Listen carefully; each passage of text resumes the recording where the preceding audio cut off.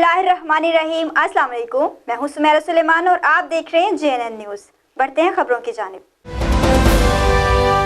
Kandan help and development organisation के ज़ेर एहतमाम खानपुर के 1122 के रेस्क्यू सेंटर में ट्रेनिंग सेशन का इनाकाद किया गया।